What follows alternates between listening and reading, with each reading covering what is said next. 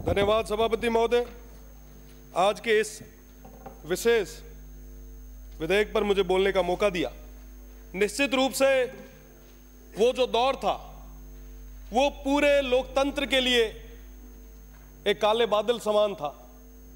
उस समय के हाल अगर देखें, कई सारे युवा साथी यहां पे बैठे हैं, कई सारे भाई बाहर से भी देख रहे हैं। एक इमरजेंसी करके फिल्म आई थी, जब उसको देखा, ताराचंद जी साहब अभी बोल रहे थे, कई सारी चीजें उन्होंने कही। कालीचरण जी साहब उस समय के प्रत्यक्षदर्शी रहे हैं। हमने वो दौर नहीं देखा, पर जिस माध्यम से भी हमें पढ़ने का मौका मिला, देखने का मौका मिला, तो समझ में आया कि वाकई कितना बुरा वो कालखंड था। जिस समय हमारे देश के सारे नेताओं को, स्वर्गीय हमारे प्रधानमंत्री अटल बिहारी जी वाजपेयी को, जेपी जी को और तमाम देश और प्रदेश के नेताओं को, युवा साथियों को इमरजेंसी के दौरान उन सलाखों के पीछे भेज दिया गया। लोकतंत्र का गला घोटने का काम उस दौर में किया गया। और मैं इस सदन के माध्यम से उस समय के उन तमाम लोकतंत्र के सेनानियों को मैं बारंबार वंदन करता हूं, जिनके त्याग, तपस्या और हिम्मत की बदौलत यह लोकतंत्र आज इस मजबूती के साथ खड़ा है। अगर मैं वर्तमान परिप्रेक्ष्य की बात करूं तो कई सारी चीजें हैं जिनमें आज भी बदलाव आ रहा है। मैं कहना चाहूंगा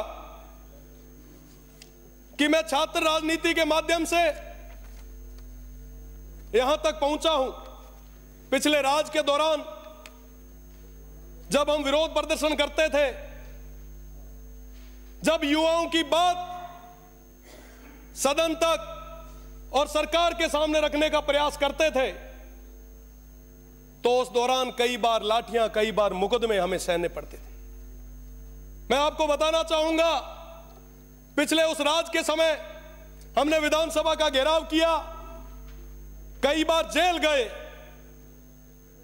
और कहीं ना कहीं युवाओं की आवाज को हमने लाठी के नीचे दबते भी देखा। पर साहब, उन युवाओं की बात को हमने दबने नहीं दिया।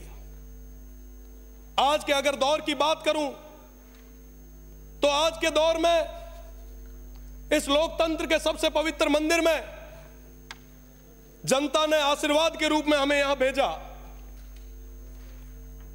न पक्ष का साथ था, न विपक्ष का साथ था, पर जनता का आशीर्वाद था। और उस दौरान जब बाड़मेर, जैसलमेर और बालोतरा की जनता का आदेश था कि पार्लियामेंट के इस चुनाव में हुंकार भरो, इन 22 लाख लोगों का नेतृत्व करो, इनका आशीर्वाद तुम्हारे साथ है, और जब लड़ने के लिए आगे आए,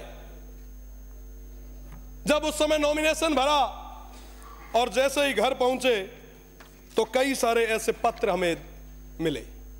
इन पत्रों में क्या है कि साहब, इनकम टैक्स का डिपार्टमेंट का ये लेटर आया है, 4-5 और भी डिपार्टमेंट्स के लेटर आए।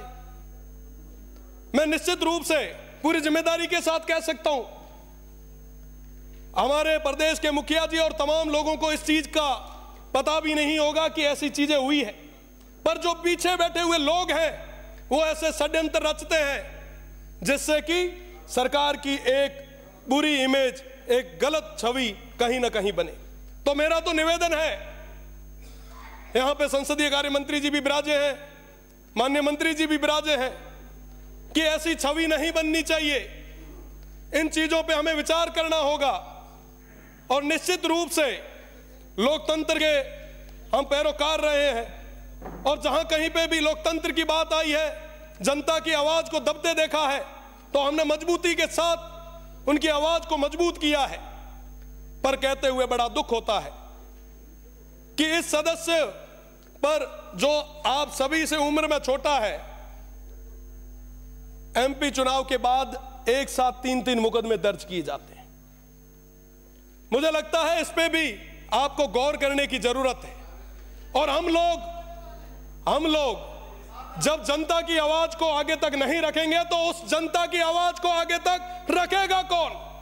आज उस जनता ने, उस देवतुल्य जनता ने हम सभी को बहुत सारा प्यार और आशीर्वाद देके यहां पर बिठाया है, और इसलिए ताकि हमारे दुख और दर्द को प्रदेश की सरकार के सामने मजबूती के साथ रख सके। और जब यहां पे उस दुख और दर्द को रखा जाता है तो कई सारे जो पीछे बैठे हुए लोग हैं, मैं कह सकता हूं, बड़े दावे के साथ कह सकता हूं, हमारे जो नेता हैं, हमारे जो लोग हैं, उनको इस चीज की अभी तक पता ही नहीं होगा, उनको भनक तक लगने नहीं दी होगी, और पीछे बैठे हुए कुछ लोगों के द्वारा षड्यंत्र और साजिशों के द्वारा आवाज को हमें दबाने का प्रयास किया जाता है। मेरा निवेदन है कि इस बार पे गंभीरता से आप सोचें, आप विचार करें, क्या वाकई हम लोकतंत्र को मजबूत कर रहे हैं? निश्चित रूप से लोकतंत्र को मजबूत करने के लिए छात्र संघ जैसे चुनाव भी होने चाहिए ताकि हमारी नई पीढ़ी भी आगे आए। मैं पुनः सभापति महोदय को बहुत बहुत धन्यवाद देता हूं और निवेदन भी करता हूं कि हमारे जो लोकतंत्र के सेनानी थे उनको पूरी सुविधाएं मिले, निश्चित रूप से उनको याद किया जाए, हर स्कूल में उनको पढ़ाया जाए ताकि पता चले कि साहब वो हमारे लिए लड़े थे। बहुत बहुत धन्यवाद। जय हिंद, जय भारत।